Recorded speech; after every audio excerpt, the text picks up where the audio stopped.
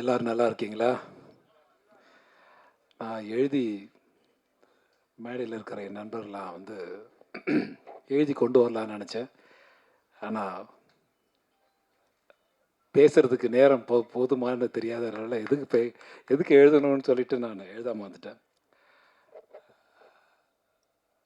இந்த விழாவிற்கு வருகை தந்திருக்கிற பத்திரிகை நண்பர்கள், ஊடக நண்பர்கள் அனைவருக்கும் என் சிரம் தாழ்ந்த வணக்கம். இது போன்ற ஒரு வாய்ப்பை ஆண்டவன் தந்ததற்கு ஆண்டவனுக்கு நன்றி. இது போன்ற ஒரு வாய்ப்பை மீண்டும் மீண்டும் எனக்கு கொடுத்தால் மீண்டும் மீண்டும் ஆண்டவனுக்கு நன்றி சொல்லிக் கொண்டே இருப்பேன். இந்த படம் மெட்ராஸ் மாஃபியா கம்பெனி. இது இந்த படம் உருவானது உங்களுக்கு தெரியும் நினைக்கிறேன். இது ரொம்ப நிதானமாக பொறுமையாக எடுத்த ஒரு நல்ல ஒரு இயக்குனர் கிடைச்சதால, எனக்கு கிடைச்ச இயக்குனர் எல்லாமே நல்ல இயக்குனர் தான். திரு ஆர் உதயகுமார்லேருந்து, திரு ஆர்கே செல்லுமணியிலேருந்து, திரு பேரரசுலேருந்து. அஃப்கோர்ஸ் பேரரசு படம் நான் வைப்பேன்ல, ஆனால் வைப்பண்ணிருக்கேன். திரு ஸ்ரீகாந்த் தேவா அவர்கள், அவருடைய தகப்பனாருடைய இசையில் சின்ன வயசுலன்னு சொல்லுங்க, பரவாயில்ல, நான் சொல்லலை பரவாயில்ல. சின்ன வயசுலேருந்து கிட்டத்தட்ட செல்லுமணி சார் சொன்ன மாதிரி தான், ஒரு 42 வருஷங்களுக்கு முன்னால் நாங்கள் படித்தோம் ஒன்றா. அப்போ தரணின்னு ஒரு ஒரு சிஆர் ரவி, அவங்க நான்லாம் கிளாஸ்மேட்டு. இந்த ஒல்லியாக ஒருத்த விஸ்குன்னு போவா, இப்படி டக்குன்னு கிராஸ் பண்ணுவா, வாமா மின்னல், டக்குன்னு போயிடுவார். யாருன்னு பார்த்தா ஆர்கே செல்லுமணி இருப்பார். சரக்குன்னு போயிடுவார். எங்கடா போடாருன்னு பார்த்தா போயிட்டுருப்பார் ஒருத்தர். அதே மாதிரி என்னை பார்த்தா எல்லாருக்கும் பிடிக்காது. காரணம் என்ன காரணம்னு தெரியல. இன்ஸ்டியூட் போன உடனே என்னோட ரவுடித்தனத்தை ஆரம்பித்ததான் நினைக்கிறேன். I think so. இன்ஸ்டியூட்டில் ஃபஸ்ட்டு கால் எடுத்து வைக்க போகும்போது ஃபீஸ் கட்டலான்னு போகிறேன் இன்ஸ்டியூட்டுக்கு. போனால் இன்ஸ்டியூட்டுக்கு அன்றைக்கி லீவு. நானும் கேமராமேன் பண்ணிரு தரணி 3 பேர் தான் ஒன்றா போகிறோம். என்னடா இது லீவ் விட்டாங்களேன்னு சொல்லிட்டு அன்றைக்கி பார்த்தா அங்கே ஒரு இஷ்யூ போயிட்டு இருந்தது, ஸ்ரீலங்கன் ஒரு இஷ்யூ ஒன்று. ஸோ நேராக பாண்டிச்சேரி சாப்பிட்டுட்டு உட்காந்துட்ருக்கோம். ஸோ திரைப்பட அந்த நிகழ்வெல்லாம் பேசணுன்னா நீண்ட நெடிய நேரம் பிடிக்கும்ங்கிற காரணத்தால் நான் குறைச்சிக்கிறேன். என் நண்பன் அஃப்கோர்ஸ் ஆர்கே அது செல்லுமணி அவர்களாகட்டும் அல்லது ஆர் உதயகுமார் ஆகட்டும். உதயகுமாருடைய முதல் படம் நான் பண்ணும்போது, இப்போ கமல் சார் ஆஃபீஸ் இருக்குது இல்லைங்களா, இந்த தேனாம்பேட்டையில், அதுதான் எங்களுடைய மணி ஐயரோட ஆஃபீஸ். அங்கே நாங்கள்லாம் அடிக்கடி மீட் பண்ணுவோம், பேசுவோம். அஃப்கோர்ஸ் பிவா சாரையும் நாங்கள் தான் மீட் பண்ணேன். ஸோ அதே கம்பெனியில் நான் ஹீரோ பண்ணுறேன், பாலைவன பறவைகள்.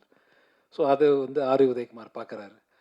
ஆர் உதயகுமார் அந்த படம் கிடைக்கும்போது அப்போ அவருக்கு திருமணம் ஆகலை. ஸோ இந்த படத்தை சக்ஸஸ் பண்ணிட்டு தான் நான் திருமணம் பண்ணுவேன்னு ஒரே அடம் பிடிச்சிட்டு இருந்தார். அவர் நாங்கள்லாம் சேர்ந்து ஒர்க் பண்ணி கொடுத்தோம் அந்த படம். ஸோ எனக்கு ஷூட்டிங் கூப்பிட்றாரு ஒரு நாள். ஷூட்டிங் பண்ணலான்னு போது நடிகர் கார்த்திக் டேட் கொடுத்துட்டாரு, நீ வந்தால் நல்லா இருக்குன்னு சொல்லும்போது எனக்கு 104 டிகிரி ஜுரம். நான் சொன்னேன், உதவி முடியலடா என்னால் அப்படின்னு. என்னை அப்படியே கை காலை பிடிச்சி தூக்கிட்டு போகிறாங்க. தூக்கிட்டு போய் காரில் வச்சு என்னை எங்கே கொண்டு போகிறாங்கன்னா போரூர் வரைக்கும் கொண்டு போகிறாங்க. இந்த ராமச்சந்திரா மெடிக்கல் காலேஜ் இருக்குல்ல, அங்கே. அது அன்கன்ஸ்ட்ரக்டட் பில்டிங். இப்போ சொன்னார்ல அவர், அதான் ஒரு சர்க்கிள் மாதிரி இருக்கும். இப்போ கூட அது இருக்குன்னு பார்த்தேன். அதில் கேமரா சிவிதான் கேமரா ஒரு அப்படியே அப்போ இங்கே ஃபிலிம் பை ஃபிலிம் ஸ்டூடெண்ட்னு போடுவாங்க. எங்கள் திரைப்பட கல்லூரிக்கு எங்களுக்கு ஒரு கான்ஃபிடென்ட் என்னன்னு கேட்டிங்கன்னா, அப்போ பக்கபலமாக எல்லோரும் இருந்தாங்கன்றது வேறு விஷயம். ஸோ ஒரு லென்த்தி ஷாட் வச்சோம்னா சூப்பராக இருக்கும். அந்த மாதிரி ஒரு லென்த்தி ஷாட் ஒன்று வைப்போம். இங்கேருந்து கேமரா அப்படியே க்ரைன் போனால் க்ரைன்லேருந்து டவுன் வரும், இங்கேருந்து மேலே போகும். ஒரு நாள் முழுக்க இந்த ஷாட்டை தான் எடுத்துகிட்டு இருந்தா. என்னை ஓட விட்டு நான் சொன்னேன், சொல்லுங்க முடியலடா எனக்கு அப்படி ஒரு படம் பண்ணோம். ஸோ டெடிக்கேஷன் என்பதை நான் அன்றைக்கு கற்றுக்கொண்டேன். அதே போல் ஆர்கே செல்லுமணி சொல்லலாம். அவருடைய முதல் படம் அவர் படம் கிடைக்கும்னு ஆசைப்பட்டேன். பட் நான் கொஞ்சம் பிஸியாக இருந்த நேரம். ஸோ இந்த படம் நான் பண்ணுறேன்னா பக்கத்துலேயே ஆஃபீஸு, 13 ராஜாபாத ஸ்ட்ரீட், 14 ராஜாபாத ஸ்ட்ரீட். அப்போ புலவர் சாரணி படம் பண்ணும்போது இப்படி ஒரு கேரக்டர் இருக்கும். ஆட்டோ சங்கர் யாருன்னா, ஆட்டோ சங்கர் உங்களுக்கு தெரிஞ்சிருக்கும்னு நினைக்கிறேன். எங்கள் இன்ஸ்டியூட்லேருந்து தரமணிலேருந்து ஒரு ஒரு பாலம் இருக்கும். நடந்து போகிற பாலம் ஒன்று இருக்கும். அந்த பாலம் வந்து தாண்டி போய் ரோடு ஆகிடுச்சு. இப்போ 2 ரோடு ஆகிடுச்சு. அதை தாண்டி போனால் அவர் இருக்கிற இடம். நாங்கள்லாம் பார்த்துருக்கோம் அப்போல்லாம். என்னடா இது அப்படின்னு சொல்லிட்டு அவர் கேரக்டர் எனக்கு கொடுக்குற நம்பர் ஒரு ஜாலியாக பண்ணோம் அந்த கேரக்டர். ஸோ அந்த படத்தை பண்ணும்போது உண்மையாக ஒரு நாள் படம் பண்ணும்போது செல்லுமணி சார் சொன்னது கரெக்டு தான். ஸோ முழுக்க முழுக்க அந்த படத்திற்காக வாழ்ந்தவன் என்று சொல்லலாம். என்னை வந்து இந்த கேரக்டர் எப்படி பேசினா நல்லா இருக்குமா, இப்படி பேசினா அப்படி பேசினா நல்லா இருக்குமான்னு என்னை வந்து தூரத்துலேருந்து பார்த்து ரசிப்பார். ஆர்கே செல்லுமணி பார்த்துட்டே இருப்பார், என்னை பார்த்துட்டே இருப்பார். ஸோ நான் பண்ணுறதெல்லாம் ரசிப்பார். ஸோ எனக்கு ஒரு இடம் கொடுத்த இயக்குனர், நான் ஒரு நன்றி சொல்லவே இல்லை அவருக்கு. இந்த நேரத்தில் நன்றி சொல்கிறேன். Thank you RK Chellumani. இன்றைக்கி வந்து என் நண்பனாக இருந்து எனக்கு ஒரு இடம் கொடுத்ததுக்கு ரொம்ப மிக்க நன்றி. அதே போல் இந்த படக்குழுவை ஆசீர்வாதம் செய்வதற்காக வந்த என்னுடைய நண்பர்கள் ஆர் உதயகுமார் ஆகட்டும், ஆர்கே செல்லுமணி ஆகட்டும், இருவருக்கும் அந்த என் நண்பர் பேரரசு ஆகட்டும், அனைவருக்கும் என்னுடைய அன்பு கலந்த வணக்கத்தையும் நன்றியும் பாசத்தையும் தெரிவித்துக் கொள்கின்றேன். இந்த படத்தில் வந்து திரு அண்ணாதுரை அவர்கள் இது கதையை வந்து என்கிட்ட சொல்லும்போது, நான் வேறு ஒரு ஷூட்டில் இருந்தேன், ஷூட்டிங்கில் இருக்கும்போது என்னை வந்து அப்ரோச் பண்ணாங்க. நான் வேண்டான்னு சொல்லிட்டேன். இல்லை எனக்கு வேண்டாம் அப்படின்னு சொல்லிட்டேன். ஸோ திரும்ப என்னை ட்ரை பண்ணுறாங்க. திரும்ப நான் வேண்டான்னு சொல்கிறேன். ஞாபகம் இருக்கா உங்களுக்கு? டேரக்டர் பின்னால் நின்றுருக்காரு. ஸோ திரும்ப என்னை ட்ரை பண்ணுறாங்க. திரும்ப நான் வந்து லைன் ஃபுல்லாக கேட்குறேன், ஒரு தடவை ஃபுல்லாக கேட்குறேன் அப்படின்னு கேட்டு ஒத்துக்கிட்ட படம் தான் இன்றைக்கி மெட்ராஸ் மாஃபியா கம்பெனி நீங்கள் எல்லாம் பார்க்குற படம் இன்றைக்கி. ஸோ இந்த படத்தோட தயாரிப்பாளர் என்னை அணுகும்போது நான் கேட்ட ஒரே ஒரு வார்த்தை, நான் கேட்ட சம்பளம் எனக்கு சம்பளம் கொடுத்துருவீங்க, எனக்கு தெரியும், ஓகே. அதே போல் என்னை நம்பி வருகிற இந்த தொழிலாளர் இருக்காங்க இல்லையா, இந்த 24 கிராஃப்ட் இருக்காங்க இல்லையா, இவங்களுக்கெல்லாம் நீங்கள் சம்பளம் கரெக்டாக கொடுத்துருவீங்களா அப்படின்னு கேட்டேன். அந்த சம்பளத்தை ஒரு அப்பழுக்கு இல்லாமல் இன்றைய வரை கையிலே கொண்டு சேர்த்தவர் என்னுடைய அருமை நண்பர் அண்ணாதுரை அவர்கள். அண்ணாதுரை என்றால் சிஎன் அண்ணாதுரை கேள்விப்பட்டிருப்பீங்க நீங்கள் எல்லாம். காஞ்சிபுரத்தில் பிறந்தவர் அவர். வந்து அவருக்கும் எனக்கும் ஆர்கே செல்லுமணிக்கும் எனக்கு ஒரு சின்ன பந்தம் இருக்குது, அது வேற விஷயம். ஆனால் அந்த சிஎன் அண்ணாதுரை என்றைக்கு இறந்தாரோ அன்றைக்கு பிறந்தவர் தான் திரு அண்ணாதுரை அவர்கள். அதாவது வந்து இப்போ நான் ஒரு படம் பண்ணிகிட்ருக்கோம். இப்போ வா வாத்தியார்னு ஒரு படம். அதில் வந்து Karthi sir, Sathyaraj sir, Rajkiran sir, நான் எல்லாம் பண்ணுறோம். ஸோ அந்த கதையை கிட்டத்தட்ட அப்படி தான். எம்ஜிஆர் அவர்கள் தவறிய போது பிறக்கிறவர் தான் கார்த்தி சார்னு ஒரு கதை பண்ணோம்.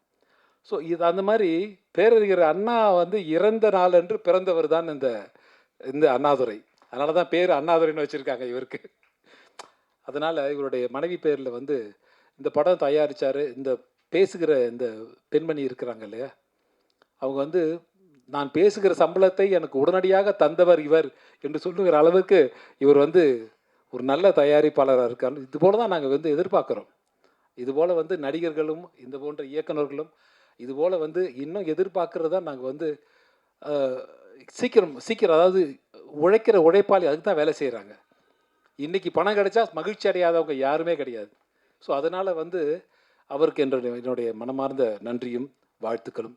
இன்னும் நிறைய நீண்ட நெடிய பயணம் உங்களுக்காக காத்திருக்கு சார். இன்னும் எத்தனை பேர் உங்கள்கிட்ட காசு சொல்ல போகிறாங்கன்னு தெரியல.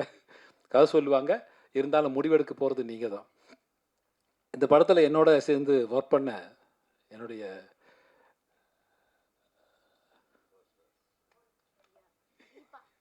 தெரியுது என்னுடைய மனைவி என்றால் படத்தில் என்னுடைய மனைவியை நடித்தாங்க. ஆனால் போட்டு கொடுத்துட்டு போயிட்டீங்க என்னை வந்துட்டு. ஒரே கத்தியில் 2 உரம் இருக்கக்கூடாது அப்படின்னு சொல்லிட்டு. ஓகே, என்னுடைய இந்த படத்தில் பணியாற்றிய தீபா அவர்களாகட்டும், அல்லது சம்யுக்தா அவர்களாகட்டும், அல்லது ஆராதனா நீ சொன்ன கரெக்டாக இருக்குண்டா. இவன் முகத்தை கொஞ்சம் ஞாபகம் வச்சுங்க எல்லோரும். அதனால் ஆராதனை ஆகட்டும் அல்லது இன்னும் இந்த படத்தில் பண்ண டெக்னீஷியன்ஸ் எல்லாருக்கும் ஒரு என்னுடைய மனசில் இடம் பிடிச்சிட்டாங்க. எல்லாருக்கும் ஒரு நீண்ட வாழ்த்துக்களும் நன்றியும். அதுபோக இசையமைப்பாளர் இவர் வந்து இவருடைய தகப்பனார் படத்தில் நான் பணியாற்றியிருக்கேன். நான் வந்து ஃபஸ்ட் டைம் ஹீரோ பண்ணும்போது ஃபஸ்ட் டைம் இல்லை, அப்போ வந்து அப்பா தான் மியூசிக் டைரக்டர். இவர் வந்து லண்டனில் ஒரு ஷோ பண்ணோம். நாங்கள் லண்டனில் ஒரு ஷோ பண்ணும்போது தேவா சார் தான் மியூசிக்கு நான் முடிவு பண்ணிட்டேன். அப்போ ஒரு பிரதர்ஸ் வந்து சபேஷன் முரளி ஆகட்டும் அல்லது சம்பத்தனன் ஆகட்டும் எல்லாரும் வரீங்க அப்படின்னு. அப்போ தேவா என்ன சொன்னார், என் சன்னு வந்து ஸ்ரீகாந்த் தேவன் வந்தால் நல்லாயிருக்கும் அப்படின்னு. ஸோ இவரையும் கூட கூப்பிட்டு போயிட்டோம். அவங்க 5 பேர் வந்தால் இவர் கூட வந்துடுவார். ஸோ அதனால் அப்பா போட்ட சாங் வந்து எனக்கு இப்போவும் ஞாபகம் இருக்குது. ஒரு படத்தில் வந்து பாடட்டுமா? நான் கீழே கல்லெல்லாம் ஒன்றும் இல்லையே. மாட்டு வண்டி பூட்டிக்கிட்டு மூட்டைகளை ஏற்றிக்கிட்டு மேட்டுப்பட்டி போக போகிறேன். கூட்டு ரோட்டு சந்தையில் பேட்டி ஒன்று வாங்கிவோம் கோமணத்தை மூட போகிறேன்.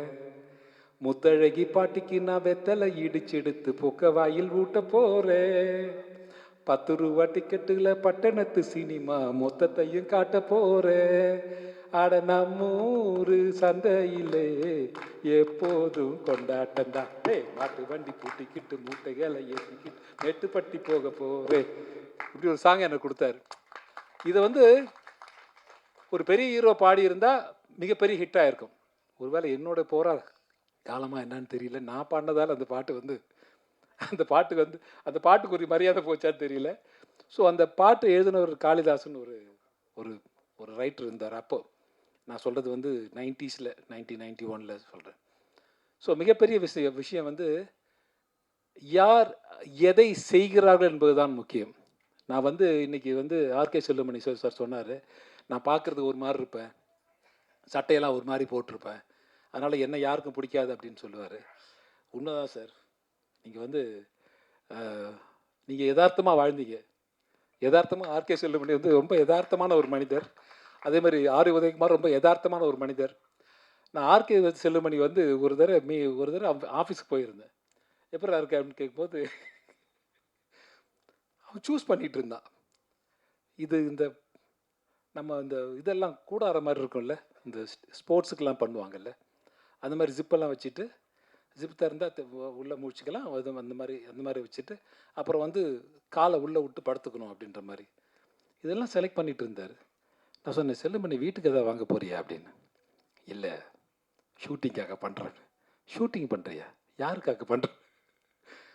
அடிமைச்சங்கிலி ஒரு படம் எடுத்துகிட்ருக்காரு. அடிமைச்சங்கிலி படத்துக்காக இங்கே வந்து போகாத காடே கிடையாது. அதில் இந்த யூனிட் பாய்ஸ் இருக்காங்கல்ல, அவங்கெல்லாம் காலை உள்ளே விட்டு படுத்துக்கணுமாமா.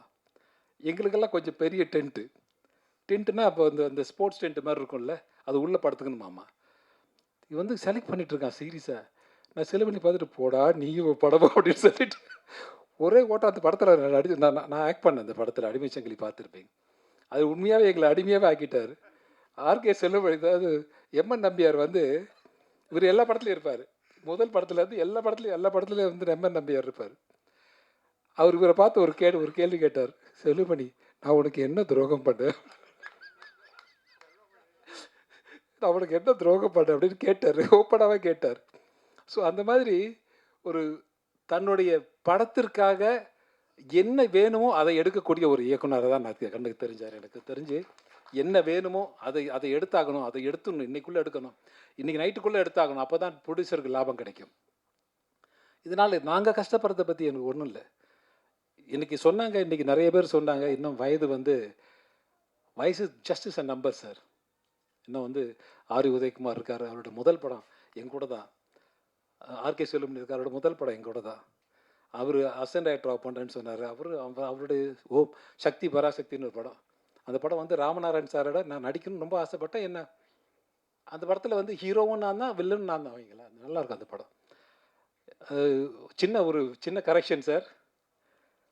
நீங்கள் வந்து ஒரு நடிகரை வந்து நடிகராகவே பார்த்துருவாங்க, நகைச்சுவை பண்ணால் நகைச்சுவையை பார்த்துருவாங்கன்னு. ஆனால் என்னால் மட்டும் பயங்காட்டவும் முடியும் சார்.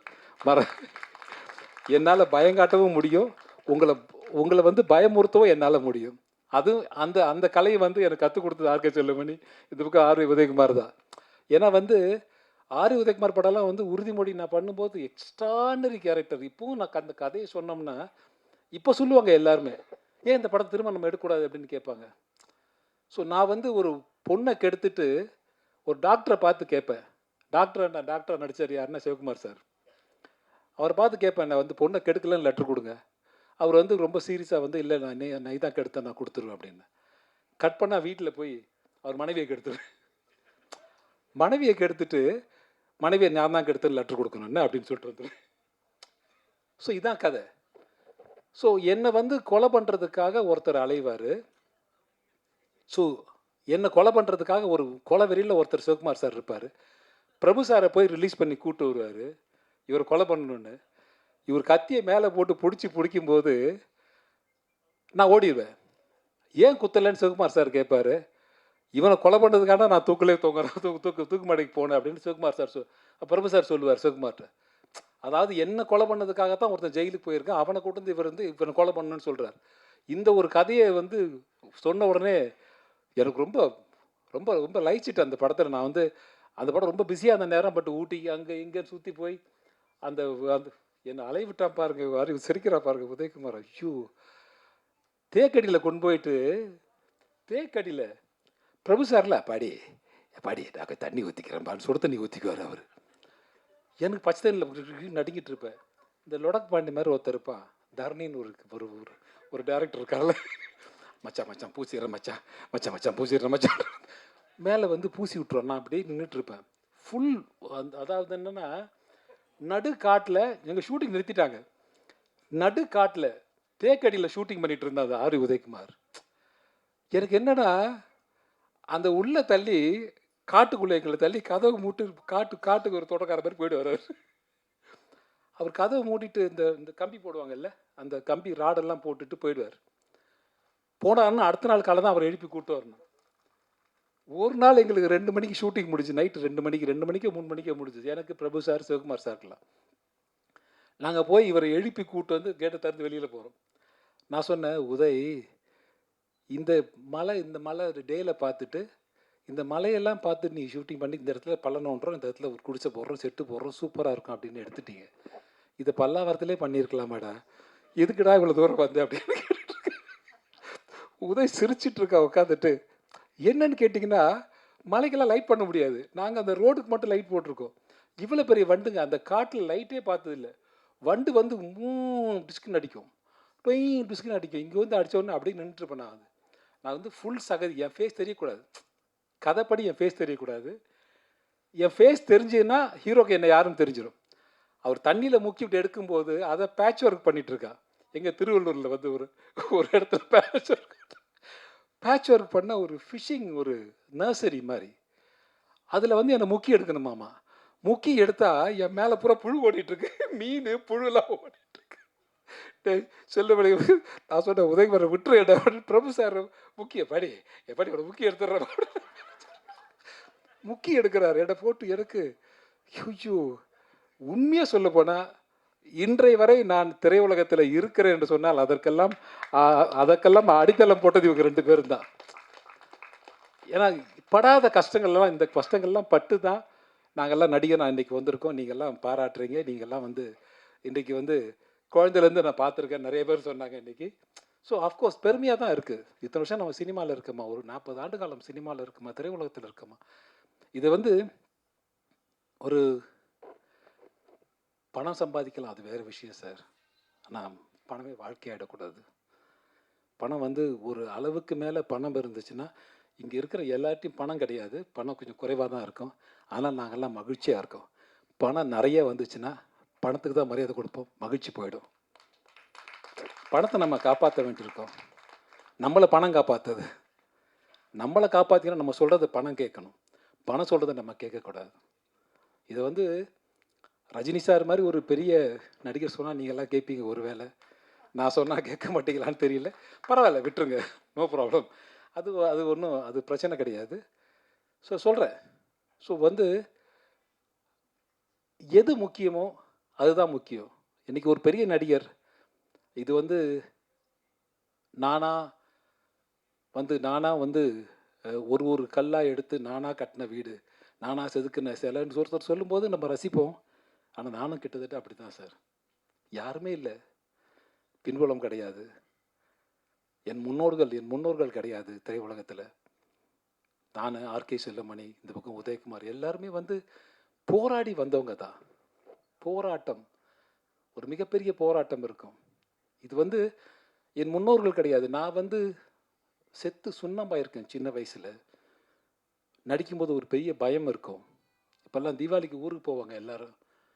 நான்லாம் லாஸ்ட் மினிட்ல வண்டி ஏறி ஊருக்கு போய் தலையை காமிச்சு இருட்டோட இருட்டில் கிளம்பி வந்துடுவேன். ஏன்னா அச்ச உணர்வு, படித்து முடிச்சிட்டோம், திரைப்பட கல்லூரியில் மாணவன் ஆகிட்டோம், அடுத்து நம்ம என்ன பண்ண போகிறோம் அப்படின்ற ஒரு பயங்கர பயம் ஒன்று இருக்கும். என்னை விட அதிகமாக நேசித்தவர் என்னுடைய தகப்பனார். எப்படின்னு கேட்டிங்கன்னா, ஒரு சின்ன விஷயம் சொல்லி முடிச்சிடுறேன். நான் பார்த்திபன் சார் ஷூட்டிங்கில் இருக்கேன் இந்த வாகினி ஸ்டுடியோவில். நைட்டு வந்து லேட் ஆகும் சார்னு சொல்கிறாங்க. நான் பரவாயில்லன்னு விட்டுட்டேன். பரவாயில்ல சார், எவ்வளோ நேரம் ஆகும்? ஒரு 10:30 11 ஆகிடும் சார். சரி பரவாயில்ல, 11:30 ஆனாலும் பரவாயில்ல. ஒரு நாள் திடீர்னு வந்து ஒரு அசிஸ்டன்ட் வந்து, சார் உங்களுக்கு முடிஞ்சுது சார் அப்படின்றார். முடிஞ்சுது அப்படின்னு 8:30 மணி இருக்கும், 9 மணி இருக்கும். முடிஞ்சுது அப்படின்னு. முடிஞ்சுது சார், உங்களுக்கு முடிஞ்சு சொல்லிட்டேன். நான் உங்களுக்கு டவுட் கன்ஃபார்ம் பண்ணுறேன். முடிஞ்சுது சார்னு சொல்கிறாங்க. சரி சார், தேங்க்யூ சார், நான் கிளம்புறேன். பார்த்து சார் சொல்கிறேன். பாய் சொல்லிட்டு வீட்டுக்கு வரேன். திரும்ப ஒரு அசிஸ்டன்ட் ஓடி வர்றார். ஓடி வந்து, சார் நாளைக்கு டேட்டு கேட்டிருந்தோம் உங்ககிட்ட, அந்த டேட்டு நாளைக்கு வேணாம் சார். ஃப்ரீ பண்ணுறாரு என்ன. நாளைக்கு வேணாமா உங்களுக்கு? வேண்டாம். அப்படியா சார், நாளான்னைக்கு வேண்டாம் சார். So nice, thank you. இன்னொரு ஃபோன் வருது எனக்கு, அதில் என் தகப்பனார் தவறிட்டார் அப்படின்னு. ஸோ அவர் எவ்வளோ சினிமாவை நேசிச்சிருக்காரு. அவருடைய சாவுக்கு நான் போகணுன்றதுக்காக எனக்கு 2 ஹவர்ஸ் முன்னாடியே என்னை வந்து சினிமாவிலேருந்து என்னை வந்து ரிலீவ் பண்ணிவிட்டு 2 டேஸ்க்கு அவர் டெட் பாடி கூட இருக்கணுன்றதுக்காக 2 டேஸ்க்கு எனக்கு ஷூட்டிங்கே என்னை விட்டுட்டு, என்னை விட அதிகமாக நேசித்தவர் என்னுடைய தகப்பனார் என்று எனக்கு தெரிகிறது. என்னை விட அதிகமாக நேசித்தவர் எங்கள் அப்பா.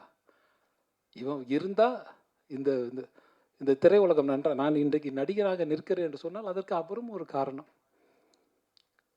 இதெல்லாம் வந்து அன்றைக்கி நைட் பௌர்ணமி தான். அந்த பௌர்ணமி விழா நடக்குது, இந்த பாமக விழா நடக்குது. அந்த விழாக்கு நான் போயிட்டுருக்கேன். அந்த விழா தாண்டி தான் மகாபலிபுரம் வழியாக இந்த பக்கம் போனால் ஈஸியாக போயிடலாம். ஸோ நான் வீட்டுக்கு போய் தான் கிளம்பி போகிறேன். அப்போ எங்கள் தகப்பனாரோட டெட் பாடியை பார்க்குறேன்.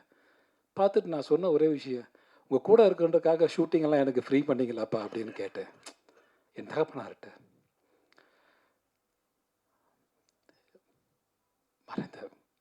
மறைந்த என்னுடைய தகப்பனார்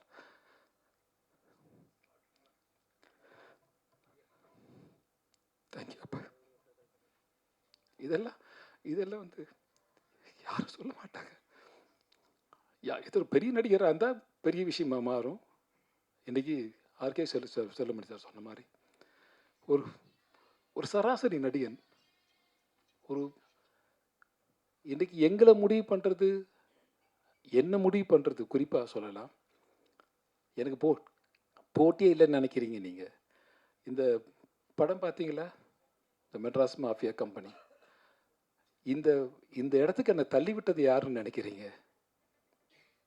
முதுகு பூரா காயம் சார், ரத்தம், வடுக்கல், என்னை குத்தி குத்தி குத்தி கொலை பண்ணிட்டாங்க. என்னை வந்து ஒரு படம் வீட்டுக்கு வந்து பேசுவாங்க, பேசிட்டு போவாங்க, அந்த படம் வந்து மிஸ் ஆகும். ஏதோ ஒரு காரணம் இருக்கும். யார் காரணம் என்று சொன்னால் அந்த படத்தோடைய கதாநாயகனாக இருக்கலாம், யாரோ ஒருத்தங்க இருக்கலாம். அவங்க முடிவு பண்ணுவாங்க, இந்த கேரக்டருக்கு இவர் இருந்தால் கரெக்டாக இருக்கும், வேறு யாராவது வேணாம். ஸோ இந்த இடத்துக்கு என்னை தள்ளி விட்டுறதற்கு வேறு வழி தெரியல சார். எனக்கெல்லாம் வேறு வழி தெரியல உண்மையாகவே. இந்த இந்த படத்தில் நான் லீட் ரோலை பண்ணியிருக்கேன். அஃப்கோர்ஸ் லீட் ரோல், கதாநாயகன் கிடையாது, கதையினுடைய நாயகன், அவ்வளோதான். ஸோ அதனால் வந்து தயவு செய்து வந்து கலையை கலையாக பாருங்கள். இன்றைக்கி வந்து என்னுடைய சகோதரி ஒருத்தங்க பேசினாங்க, ரொம்ப நேர்மையான பேச்சு, நானும் ரசித்தேன் அந்த பேச்சு. திரை உலகத்தில் இன்றைக்கு நாம் படுகிற கஷ்டம், இன்றைக்கி நமக்குன்னு ஒருத்தர் வேணும்னா அப்படின்னா ஒரு 100 பேர் இருக்கும், அதில் 10 பேர் தான் வேணும்னா 10 பேர் சூஸ் பண்ணுற இடத்துல ஒருத்தங்க இருக்காங்க. அதனால் தயவு செய்து ஆர்கே செல்லுமணி போல், உதயகுமார் போல், பேரரசெல்லாம் வந்து இன்றைக்கி ஒரு மிகப்பெரிய இயக்குனர் தான். இல்லைன்னு சொல்லலை. ஆனால் நம்மளுடைய சாபக்கேடா என்ன காரணம்னு தெரியல.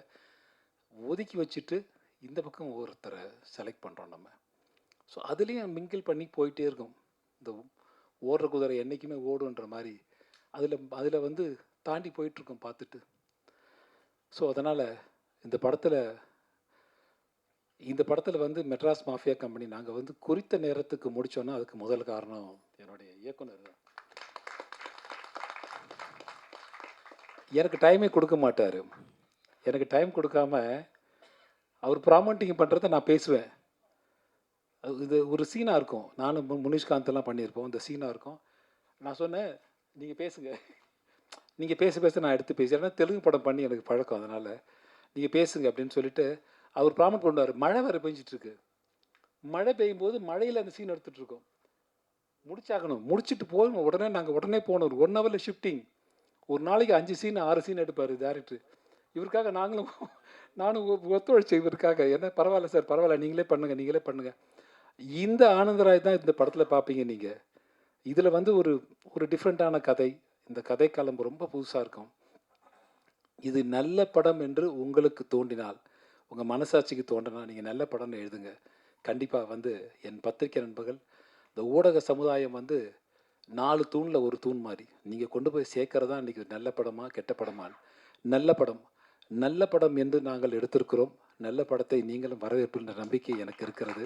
இந்த படத்திற்காக உழைத்த அனைவருக்கும் நன்றி கலந்த வணக்கத்தை தெரிவித்துக் கொண்டு, எனக்கு காசு கொடுத்த தயாரிப்பாளர்லேருந்து காஃபி கொடுத்த தயாரிப்பு நிர்வாகி வரை, இன்றைக்கு அசிஸ்டன்ட் டைரக்டர்லேருந்து இன்றைக்கி பிஆர்ஓவிலேருந்து இந்த நிகழ்ச்சியை நடத்தின என்னுடைய சகோதரி ரோகிணி, அவங்க உள்ளே சொன்னாங்க, பேரை மறந்துட்டேன்.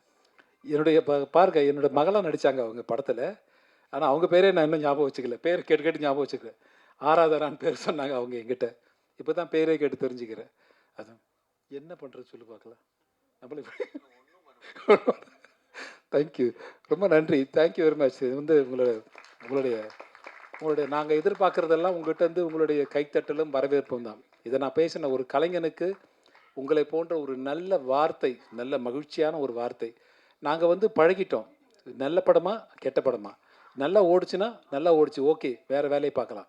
நல்லா ஓடலனாலும் அடுத்த வேலையை பார்க்கலாம். அப்படி நினச்சிட்டு போகிற மாதிரி நாங்கள் நினச்சிட்டு போயிட்டே இருப்போம். அந்த மாதிரி நல்ல படம், இதை வாழ்த்தணும், வரவேற்கணும் என்று உங்களோடு கேட்டுக்கொண்டு இந்த படத்திற்காக உழைத்த அனைவருக்கும் நன்றி கலந்த வணக்கத்தை தெரிவித்துக்கொண்டு விடைபெறுகிறேன். நன்றி, வணக்கம்.